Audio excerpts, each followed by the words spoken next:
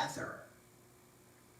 Now, the use of the word shine takes us back, of course, to Song of Myself, passage 2. The play of shine was the way Whitman said it there. By the way, pay attention to all the exclamation points that are used here. The energy, in other words, shining. And this is, of course, what great poets always hope they can do, is to shine. Pour down your warmth, great sun. So notice now, we go first of all to the sun before we get to the sea. While we bask, we two together, of course, taking us back up to the passage two together. The idea of unity, the idea of being together, because, of course, this is going to be a poem about loss, because one of these two birds is going to get jacked, right? And so we've got to figure that out. Two together is repeated, right? And then you've got this beautiful cadence, right? Winds blow south or winds blow north.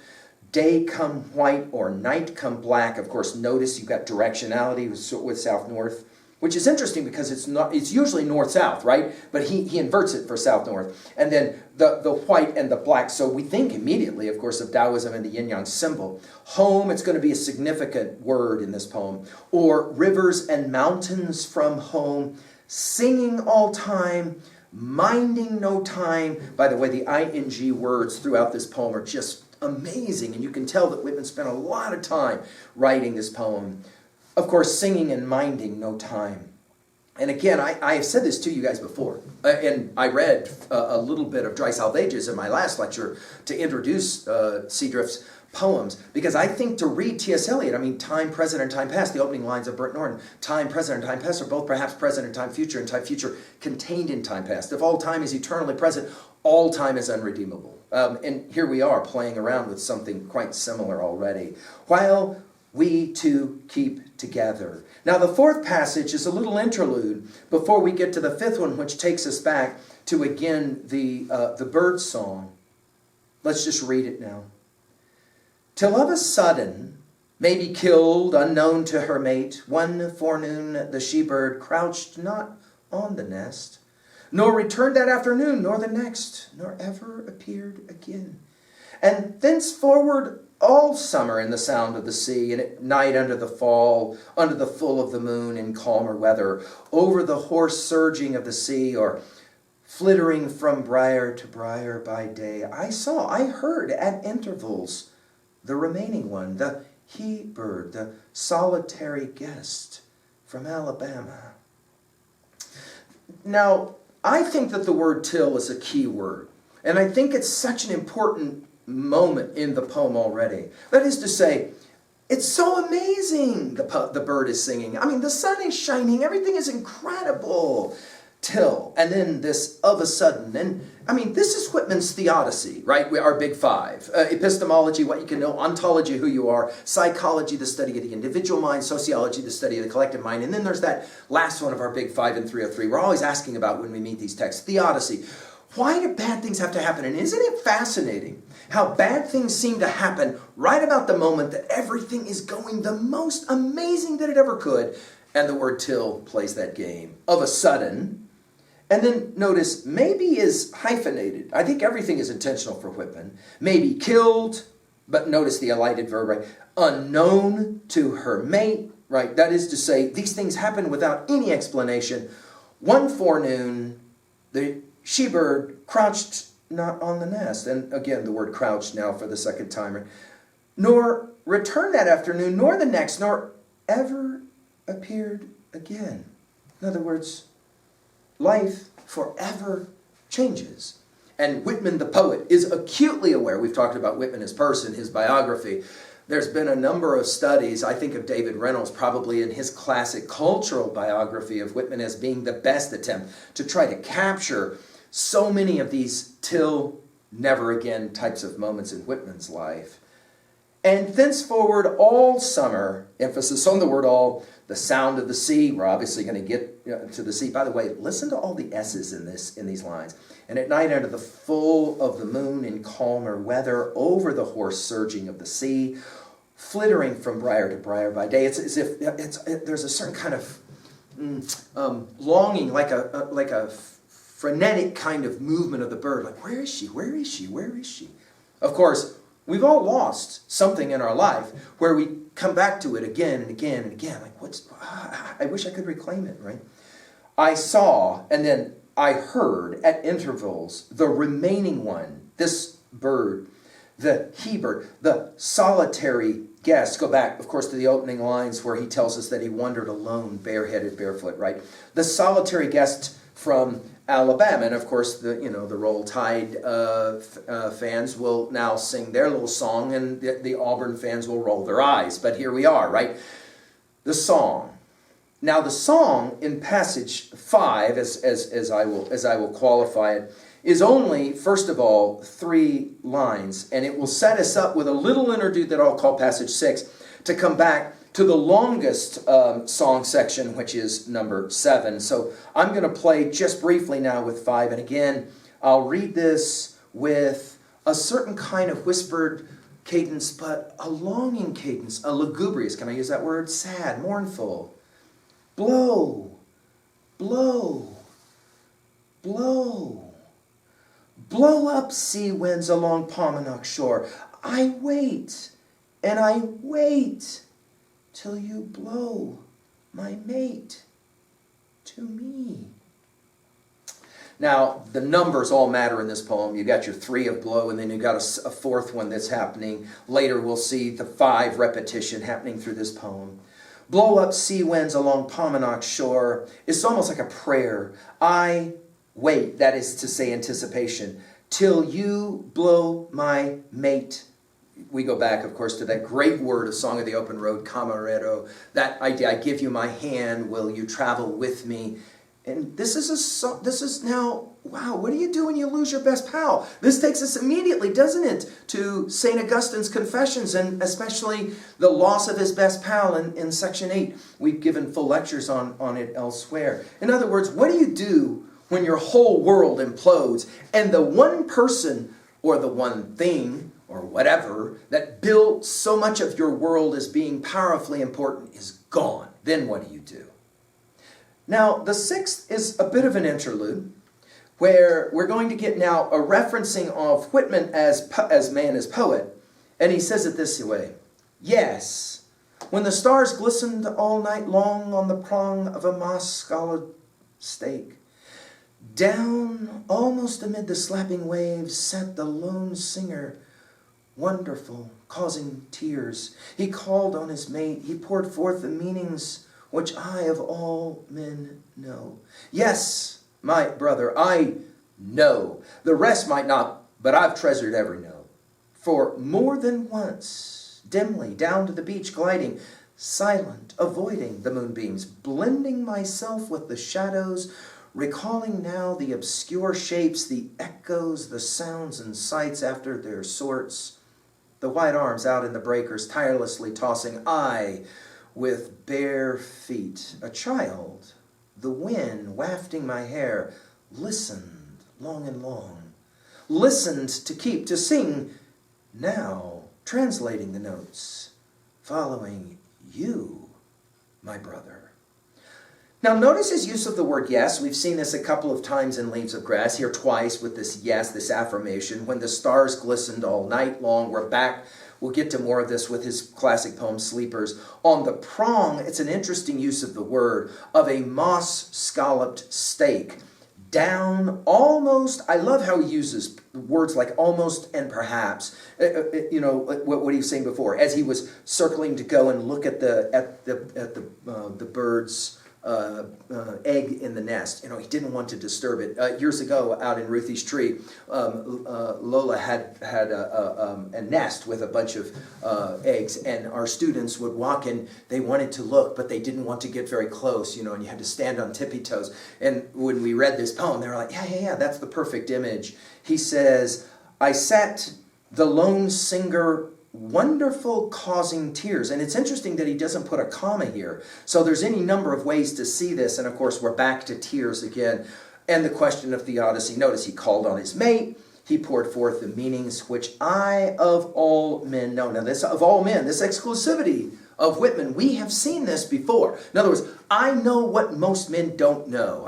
I have been there. I know what pain is. And then he uses the word yes again. My brother, I know. Again, we're back to this epistemology, right? The rest might not, but I have treasured every note. And I think the word treasured is central to our reading of Leaves of Grass.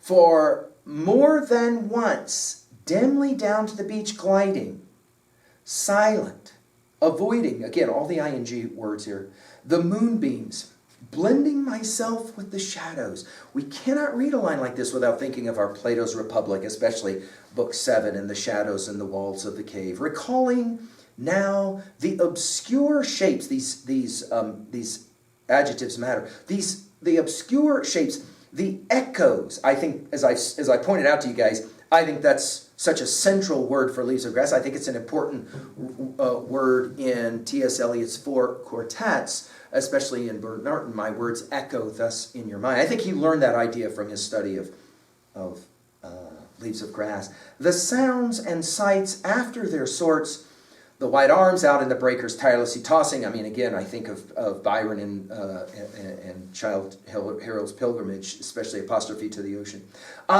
We're back to it one more time with bare feet. And again, I think it's this emphasizing of innocence. No need to feel that you have to be protected. A child, the wind wafting my hair, listened long and long. Go back to Song of Myself, passage 32 and 44 with this long and long thing, right? Listened to keep, to sing, and this again is what all great poets do.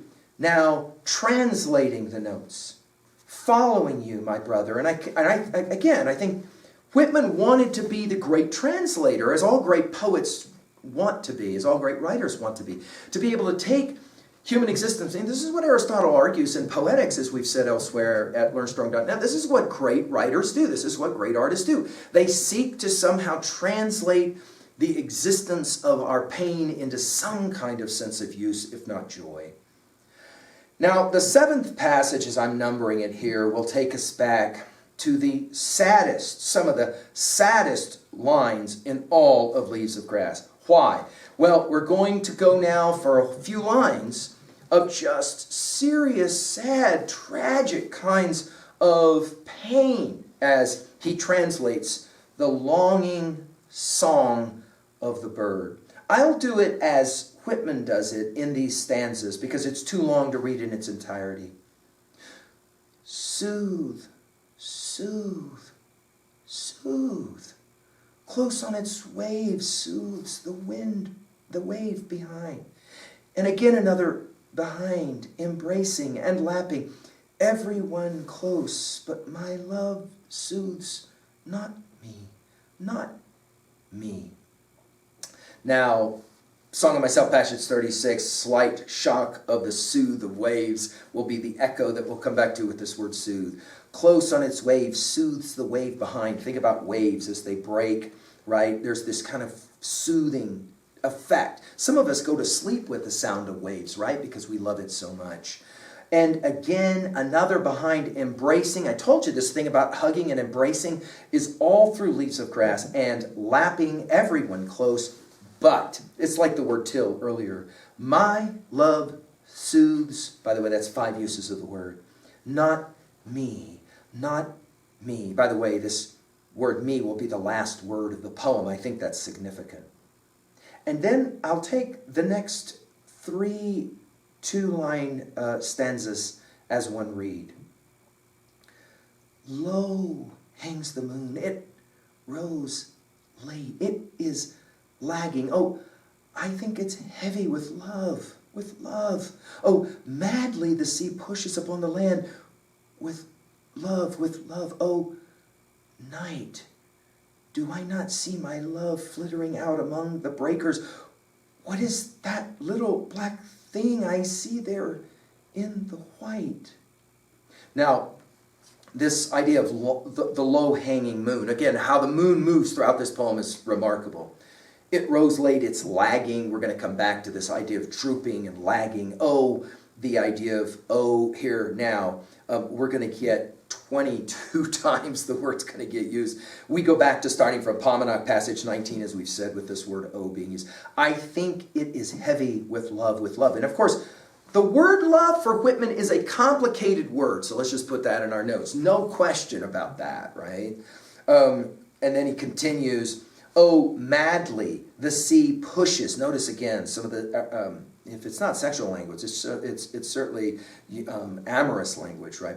Oh, madly the sea pushes upon the land with love, with love. Again, the repetitions. Oh, night, do I not see my love fluttering out among the breakers? What is that little black thing I see there in the white? In other words, longing, trying to see, and we've all lost something or someone that we long to somehow reclaim and define, no question. Now the next set of lines will move from soothe to loud, and notice we're going to go 4 of these louds. Loud, loud, loud, loud I call to you, my love, high and clear I shoot my voice over the waves. Surely you must know who is here, is here. You must know who I am, my love.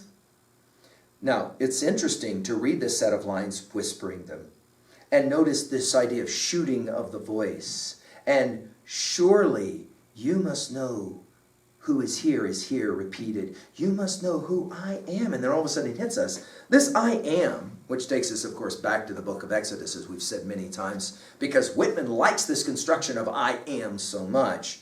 I am my love. He continues, low hanging moon, what is that dusky spot in your brown yellow? Oh, it is the shape of my mate. Oh, moon, do not keep her from me any longer. Again, these lines can be read almost as weeping lines. The dusky spot, the yellow, the brown yellow. Again, the use of colors is quite remarkable. The shape of my mate. Again, the sounds here as they work. Don't keep me any longer. Of course, think about this in the language here. This is Romeo and Juliet, Act 2, right? It is my lady, it is my love, right? When Romeo sees Juliet. And of course, we're going to get to this a little bit later, but soft. And I mean, then at that point, everybody that's reading this goes, oh, okay, well, we've heard this before. R&J, obviously a very popular play by the time Whitman writes this. Now we move from the moon to the land in the next passage, okay? Land, land, oh, land, whichever way I turn, oh, I think you could give me my mate back again, if you only would, for I am almost sure I see her dimly, whichever way I look. Few poets, I mentioned Augustine, who I consider to be a poet, few poets have been able to capture longing. I mean, we almost think of the writer Jeremiah in the book of Lamentations in the biblical text here with lines like this. Everywhere I turn, if you could, you would give me back my mate. Notice the use of the word almost. Almost sure, it's like perhaps. I see her dimly, right? And now we move from land to stars. Oh, rising stars, perhaps the one I want so much will rise with some of you. Oh, throat, oh, trembling throat, sound clearer through the atmosphere. Pierce the woods, the earth, somewhere listening to catch. You must be the one I want. Now, from stars with the perhaps the one I want will rise to the throat trembling. And again, this kind of sexual language. Sound clearer through the atmosphere. Pierce the woods, the earth, somewhere listening to catch. You must be the one I want. By the way, this use of the word catch happens in The Mystic Trumpeter. It also, you'll remember this in Wordsworth, and I think there's a lot of Tintern Abbey here. You'll remember that at the end of Tintern Abbey, we've given the full lecture elsewhere at learnstrong.net, that he says to Dorothy, when I might catch from thy wild eyes, I think this use of the word catch is borrowed possibly from there. And then, shake out carols, solitary, hear the night's carols, carols of lonesome love, death's carols, carols under the lagging yellow waning moon, oh, under that moon where she droops almost down into the sea, oh, reckless, despairing carols. Now this idea of shaking and shaking out the locks will take us back to Shelley's Ode to the West Wind. But solitary, the night's carols, lonesome love, again, the beauty of the sad song, right? The use of the word lagging, and again, the use of the word drooping takes us back, of course, to Song of Myself, passage 5. Leaves stiff or drooping, you'll remember back there. Reckless, despairing carols. And I think Whitman has shown us several times in passages. We mentioned several of them, especially the one that comes to mind is in Song of the Open Road. We know that Whitman himself, of course, understood reckless, despairing carols, right? But soft. And again, that takes us back to R&J too. But soft. Sink low, soft. Let me just murmur, and do you wait a moment, you husky-noised sea, for somewhere I believe I heard my mate responding to me, so faint I must be still to listen, but not altogether still, for then she might not come immediately to me. Hither, my love, here I am, here. Now, this murmur, this whisper, butts up against the husky-noised sea. And then this idea that I believe that my mate is responding to me, so I have to be still to listen. You'll remember in Four Quartets, East Coker, we must be still, old men ought to be explorers, we must be still, and still moving into another intensity, a deeper union. You'll remember that one, right? But not altogether still, right? Maybe she might, again, this longing, is it possible? Hither, and then of course here, I am, here. This idea of location takes us back to our prepositions. And now to finish this sad, tragic set of lines. With this just sustained note, I announce myself to you. This gentle call is for you, my love, for you. Do not be decoyed elsewhere. That is the whistle of the wind. It's not my voice. That is the fluttering of the spray. Those are the shadows of leaves. Oh, darkness, oh, in vain. Oh, I'm very sick and sorrowful. Oh, brown halo in the sky near the moon, drooping upon the sea. Oh, troubled reflection in the sea. Oh,